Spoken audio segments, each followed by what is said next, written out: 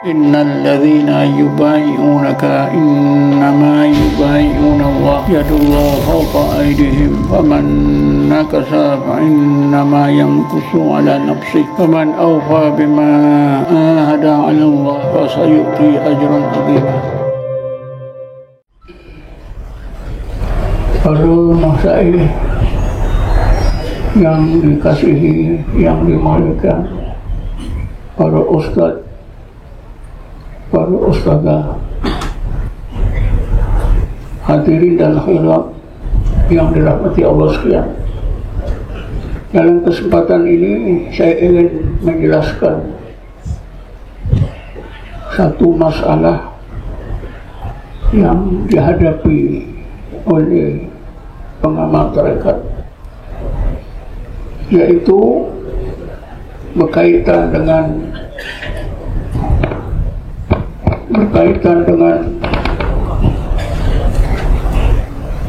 fana.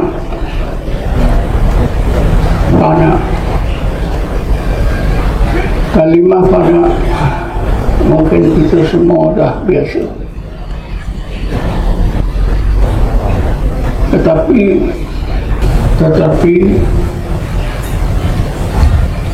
kalimah fana ini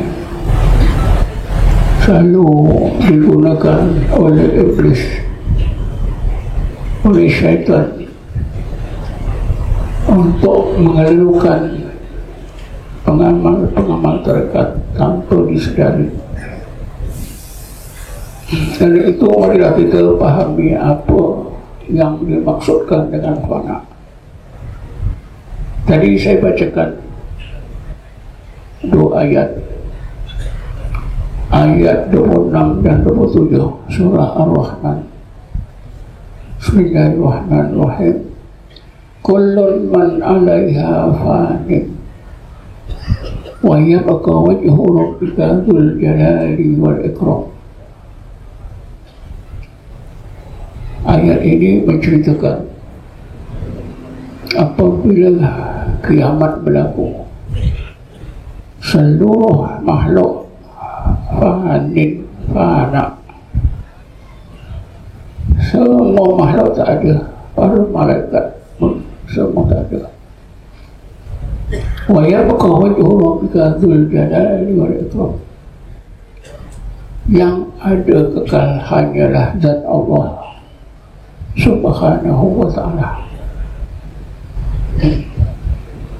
Jadi kalimah fani terdapat dalam ayat 26 yang berarti fana.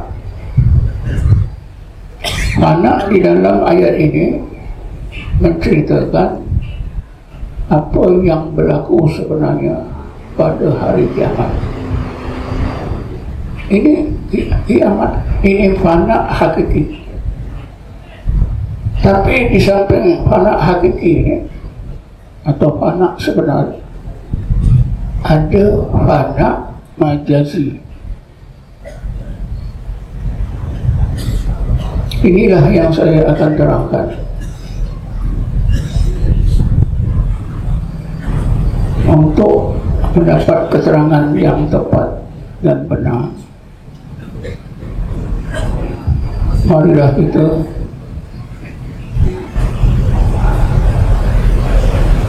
lihat di dalam Quran. Di dalam Quran ada diceritakan bagaimana Nabi Musa alaihissalam difanakan oleh Allah. Bismillahirrahmanirrahim.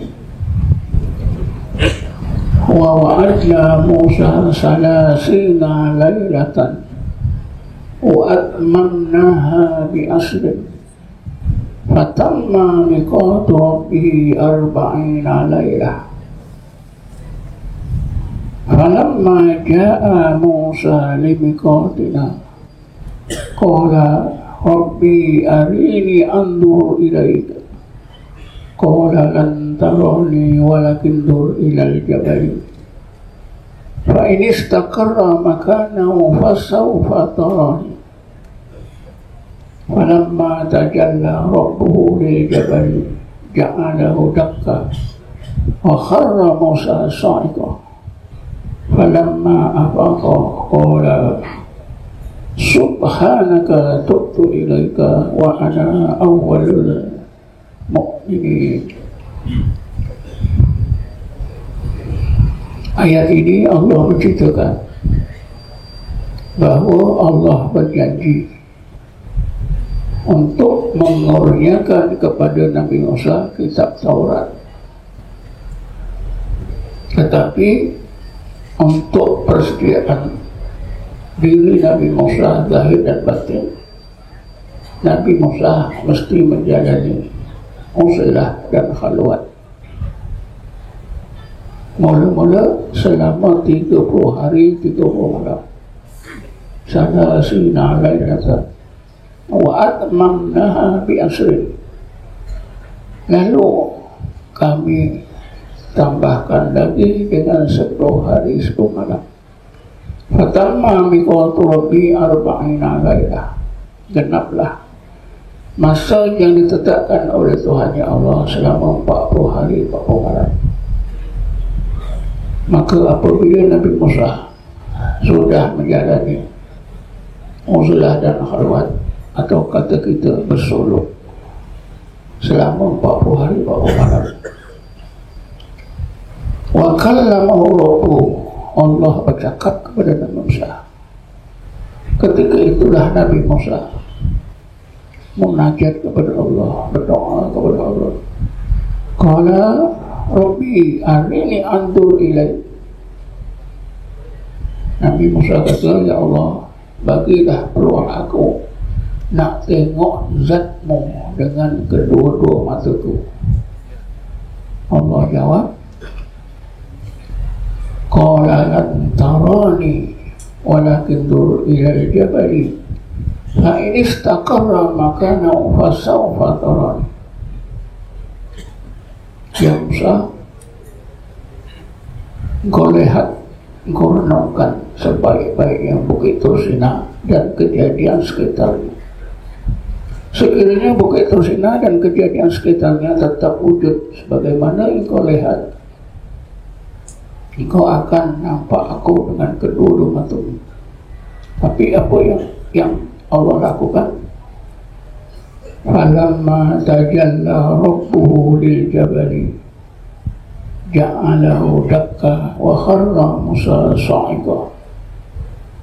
Maka apabila Tuhannya Allah menzahirkan, menampakkan tanda-tanda kewujudan zatnya melusi Bukit Tursina dan kejadian sekitar, maka Bukit Tursina dan kejadian sekitar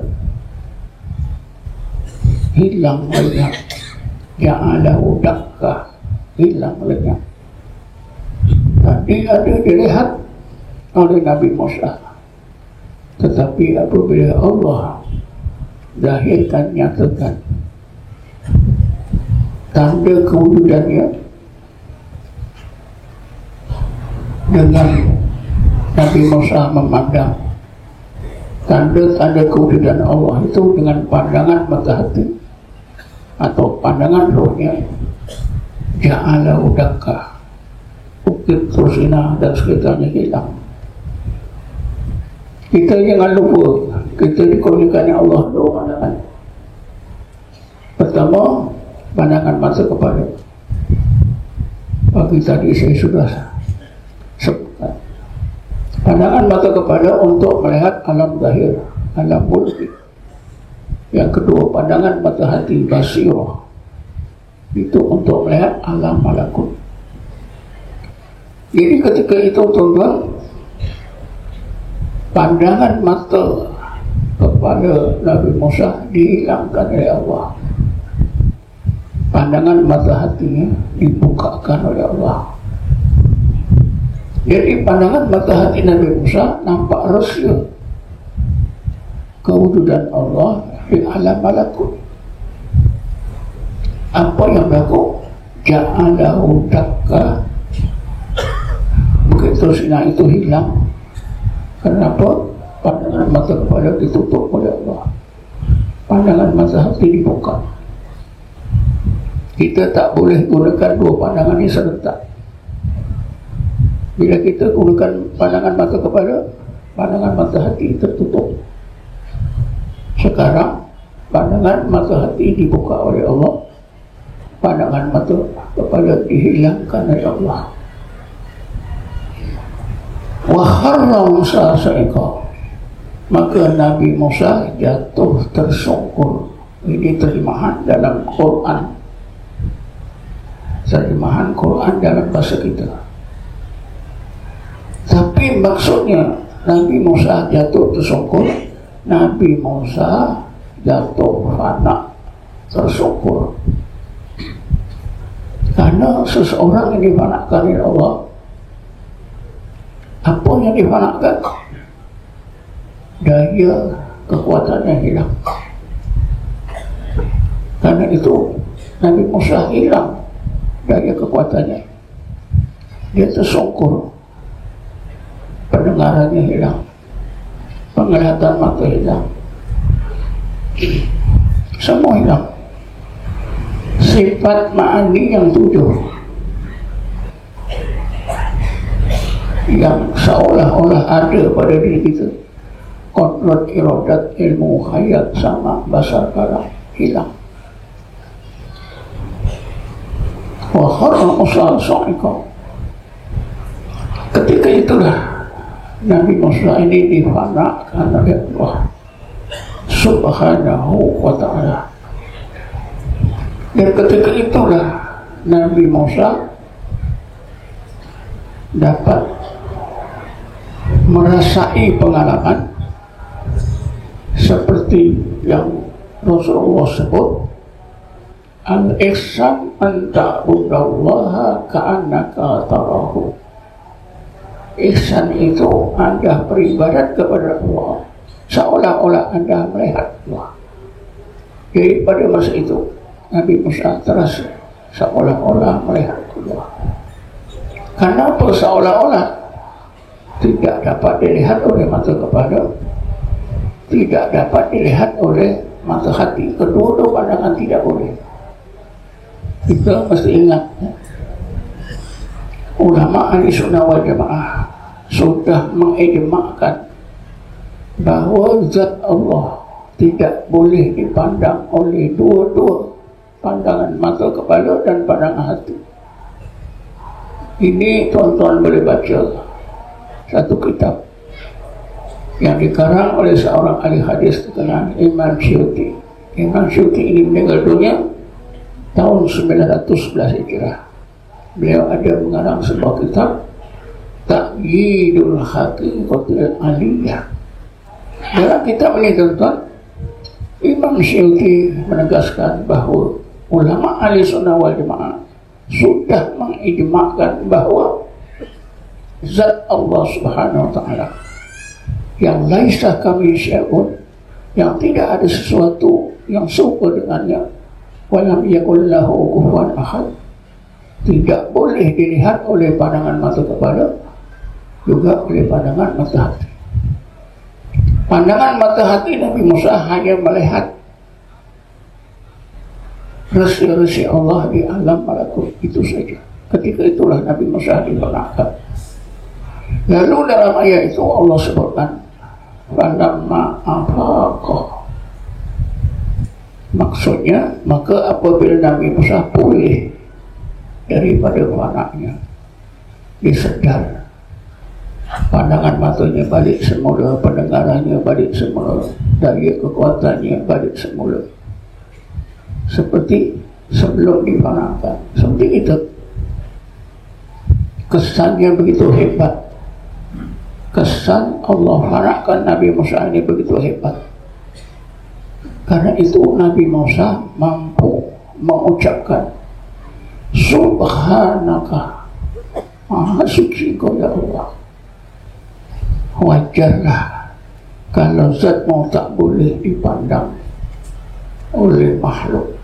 Subhanaka tubtu ilaika, karena itu ya Allah, aku serah diri zahir dan batin aku untuk menjadi hamba-Mu sebaik-baik hamba-Mu. Wa ana awwalul mu'minin, ya Allah, Aku rasa inilah titik permulaan aku mukmin yang sebenar. Wa ana awwalul mu'minin. Kata-kata Nabi Musa ini, kalau kita dekatkan dengan satu ungkapan kata oleh Sayyidina Ali, yang kita semua, saya pikir sudah biasa. Apa kata Sayyidina Ali? Ahwaluddin ma'rifatullah. Jadi apabila Nabi Musa menyebutkan wa ana awwalul mu'minin, ya Allah, aku rasa inilah titik permulaan aku mukmin yang sebenar, mukminuna haqqan. Jadi betul saya ada kata awwaluddin ma'rifatullah, tapi itu perlu tambah satu perkataan, awwaluddin haqqan ma'rifatullah. Ini kata-kata saya Ali, saya temui dalam kitab Nahjul Balaghah. Kitab Nahjul Balaghah ini kitab Syiah yang disusun oleh Sayyidina Ali. Kadang-kadang bila saya sebut kitab ini, ada ulama yang marah saya. Dr. Jahid sudah gunakan kitab Syiah. Walaupun kitab Syiah, tuan-tuan, ada ucapan Sayyidina Ali yang betul, tidak menyalahi akidah kita, kita boleh mula. Karena kita tak temui dalam kitab-kitab lain. Tak tahulah kalau tuan-tuan pernah menemui dalam kitab-kitab lain. Awwaluddin haqqan ma'rifatullah.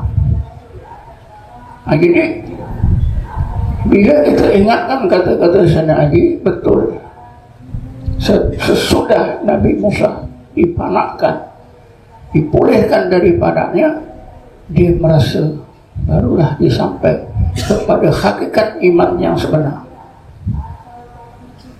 Dalam surah Al-Anfal kan ada disebut, Bismillahirrahmanirrahim, innamal mu'minuna alladhina idza dzukirallahu wajilat qulubuhum wa idza tuliyat 'alaihim ayatuhu zadatuhum imana wa 'ala rabbihim yatawakkalun alladzina yuqimuna as-salata wa mimma razaqnahum yunfiqun ulaika humul mu'minuna haqqan, ulaika humul mu'minuna haqqan. Inilah yang dimaksudkan oleh Sayyidina Ali, awwaluddin haqqan ma'rifatullah, yang mana Nabi Allah Musa menyebutkan wa ana awwalul mu'minin. Jadi dengan cerita ini, tuan-tuan,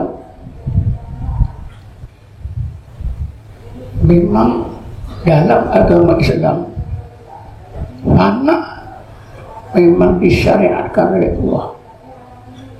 Ini cerita tentang Nabi Musa. Mungkin kita bercakap, itu Nabi Musa, kita ni siapa? Umat Nabi Muhammad, tuan-tuan, diberi peluang, kita semua diberi peluang seluas-luasnya untuk mendapatkan panah daripada Allah Subhanahu wa ta'ala. Di dalam Quran dicontohkan segulungan umat Nabi Muhammad yang Allah gelarkan dengan gelaran ulul albab. Gulungan ulul albab ini juga dipanahkan oleh Allah. Bismillahirrahmanirrahim. Inna fi khalqis samawati wal ardi wa ikhtilafil laili wan nahar la ayatin li ulil albab alladzina yadhkuruna Allaha qiyaman wa qu'udan wa 'ala junubihim wa yatafakkaruna fi khalqis samawati wal ardi rabbana ma khalaqta hadza batila subhanaka faqina adzabannar. Sesungguhnya di alam malakut, kejadian-kejadian yang terletak di kawasan langit. Di alam malakut, kejadian-kejadian yang terletak di bumi. Di alam malakut, peredaran masa, malam dan siang. La ayatin li ulil albab, terdapat bukti-bukti, tanda-tanda kewujudan Allah, keagungannya dan kesempurnaan Allah sebagai Rabbul Alamin, yang dapat dilihat oleh pandangan hati ulul albab. Ini berarti ulul albab difanakan oleh Allah. Ketika difanakan itu, pandangan mata hati nampak ayat-ayat Allah di alam malakut. Kalau tidak difanakan, kalau mereka tidak difanakan, mereka tidak akan nampak resi-resi Allah di alam malakut. Kenapa tuan-tuan ulul albab ini difanakan oleh Allah, dikurniakan oleh Allah melihat resi-resi di alam malakut? Ada jawabannya pada ayat kemudian ini. Kalau yang awal itu ayat 190, seterusnya itu ayat 191 surah Ali Imran.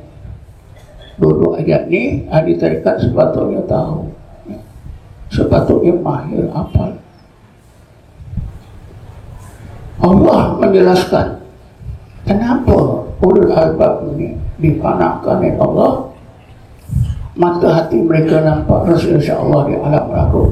Sebabnya ialah alladzina yadhkuruna Allaha qiyaman wa qu'udan wa ala junubihim wa yatafakkaruna fi khalqis samawati wal ardh. Sebabnya ulul albab itu beramal dengan amalan zikir dan tafakur yang berterusan. Zikir dan tafakur yang berterusan ini tentunya mereka ini bersolok. Kalau mereka tak bersolok, tak beruzlah, tak berkhalwat, mana mungkin mereka boleh terus zikir dan tafakur? Tentu tidak boleh. Tuan-tuan dan puan sekalian, ada satu kaedah yang kita pun mungkin tahu. Pengajaran daripada Quran itu tidak semestinya daripada perkataan. Ulama menyimpulkan al-i'tibaru bil makna. Pengajaran diambil daripada Quran itu dari sudut makna. Kalau ulul albab sentiasa zikir dan tafakur, sehingga Allah bukakan berbagai hijab mata hati mereka nampak kasih Allah di alam malakut. Tentunya ulul albab ini bersolok. Ini di antara dalil solok. Jadi kalau ulul albab ini dikurniakan oleh Allah anak, disebabkan mereka zikir dan tafakur, maka kita juga diberi peluang oleh Allah. Sekiranya kita zikir dan tafakur bersolok, insya-Allah Allah akan kurniakan kita mana seperti yang Allah kurniakan kepada golongan ulul albab.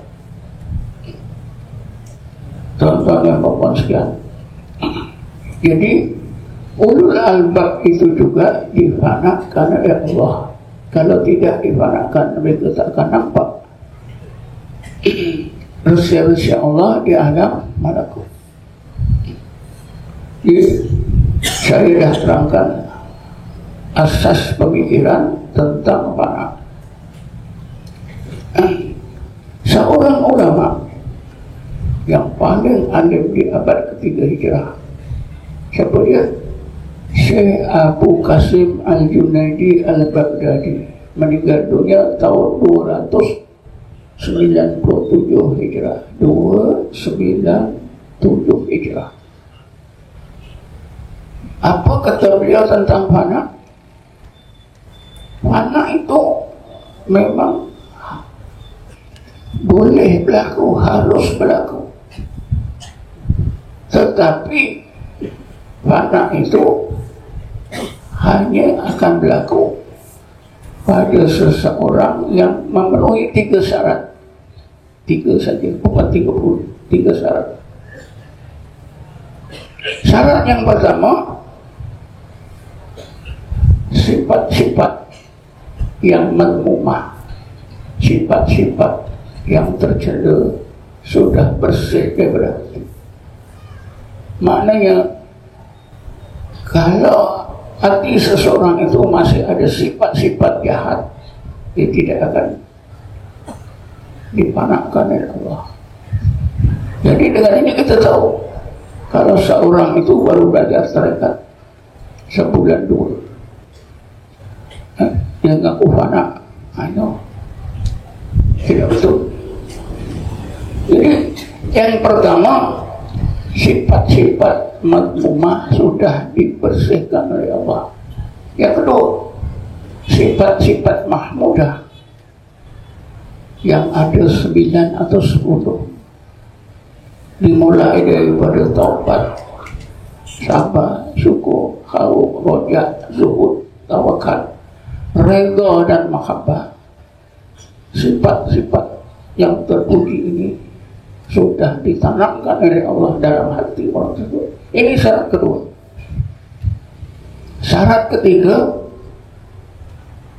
hati orang itu hanya ingat Allah, tenggelam mengingati Allah semata-mata, tidak ingat yang lain. Hudur ma'allah. Bila ada 3 syarat ini, barulah Allah panakkan. Kalau tidak, Allah tidak akan kurniakan fana. Jadi karena itu tuan-tuan, apabila kita belajar tarekat, terutamanya tarekat Naqsyabandi, itu bersolok, insya Allah kita akan lalui. Sekiranya kita bersungguh-sungguh dengan ilmu yang betul, dengan pimpinan yang betul, insya Allah kita akan dikurniakan ya Allah Pak. Jadi kita dah paham 3 syarat tadi. Tak ada 3 syarat ni tak boleh. Kemudian anak ini adalah satu karomah. Bila satu karomah, anak yang berlaku pada kita hanya sekali, tidak berulang. Ini sangat penting kita pahami, kita pegang. Kalau seorang bertarekat asyik-asyik, bila solok dia panak, bila solok dia panak, ini panak syaitan. Kebetulan guru yang bawa solok pun tak tahu. Murid saya sebulan ini panak. Kalau dia solok mesti panak. Ini tidak berlaku. Kaedahnya macam mana? Anak itu adalah satu karomah daripada Allah. Maka berlakunya sekali. Pasal apa tuan-tuan? Ketika panak itu ketika itulah orang sedang dipanakkan itu berada di tahap pertama, tingkat ihsan, derajat ihsan. Al-ihsan an ta'budallaha ka'annaka tarahu. Ihsan itu Anda beribadat kepada Allah seolah-olah Anda memandang Allah. Ketika inilah orang dipanakkan. Ini bukan kata saya, seorang ahli hadis yang terkenal. Siapa dia? Ibnu Rajab Hambali, meninggal dunia tahun 795 Hijrah. Meninggal dunia di akhir abad 8 Hijrah. Beliau ada menulis sebuah kitab, menulis banyak kitab. Tapi kitab beliau yang bertitel Jami'ul Ulum wal Hikam, dan kitab ini sudah diterjemahkan ke bahasa kita dengan titel Himpunan Ilmu dan Hikmah. Tuan-tuan boleh beli di kedai-kedai buku. Ibnu Rajab Hambali dalam kitabnya ini, beliau menerangkan tentang al-ihsan an ta'budallaha ka'annaka tarahu fa in lam takun tarahu fa innahu yaraka. Beliau membagikan hadis ihsan ini kepada dua bagian. Bagian pertama permulaan, bagian akhir itu bagian yang sempurna. Kata beliau, kata Ibnu Rajab, ketika seorang itu berada dalam keadaan seolah-olah menang Allah, ketika itu orang itu difanakan, dan ketika itulah Allah limpahkan ke dalam ruang hatinya ma'rifatullah. Jadi orang itu, kata Ibnu Rajab, kita panggil dia, kita namakan dia arif. Arif. Tapi arif yang nakis. Dari sudut ma'rifah dia arif, tapi dari sudut kehambaannya dia kurang. Apa sebab kurang, tuan-tuan? Karena orang difanakan tidak melakukan perintah Allah. Apa contohnya? Ashabul Kahfi tinggal dalam gua salasata mi'atin sinina wa zadu tis'ah, 309 tahun Ashabul Kahfi dalam gua, tidak beribadat tapi tidak berdosa karena sedang difanakan. Ketika Ashabul Kahfi ini difanakan, tak beribadat, dari segi makrifah mereka arif, dari segi kehambaan nakis. Jadi karena itu, tuan-tuan, Ibnu Rajab kembali kata, bila seorang itu sampai derajat ihsan, tahap yang pertama dia adalah seorang arif billah an-nakis. Nakis kurang sifat kehambaannya. Ya. Ya. Kejar lagi ya. Ya, minta dalam 5 menit. Apabila sudah keluar daripada fana, maka Allah letakkan dalam baqaq billah. Ketika dalam baqaq billah inilah Nabi sebutkan, fa in lam takun tarahu fa innahu yaraka. Inilah baqaq billah. Orang tersebut jadi arif billah al-kamil, al-arif al-kamil. Orang arif billah sifat kehambaannya sempurna. Jadi inilah, tuan-tuan, apa itu sebahagian daripada keterangan yang berkaitan dengan fana. Sangat berkaitan dengan kita yang bertarekat, terutamanya tarekat Naqsabandiyah Khalidiyah yang ada di dalamnya amalan bersuluk atau amalan uzlah dan khalwat. Jadi oleh kerana masa dah sampai, saya tegaskan akhir sekali bahawa anak itu memang ada, tapi biasalah, apa saja yang baik syaitan akan adakan tiruan. Ini jangan lupa. Apa saja yang Allah ajar, kebaikan yang Allah ajar, syaitan adakan tiruan. Anak juga syaitan adakan tiruan. Sebab itulah kita perlu pahami. Jadi saya bagi setakat ini saja. Wallahu a'lam. Assalamualaikum warahmatullahi wabarakatuh.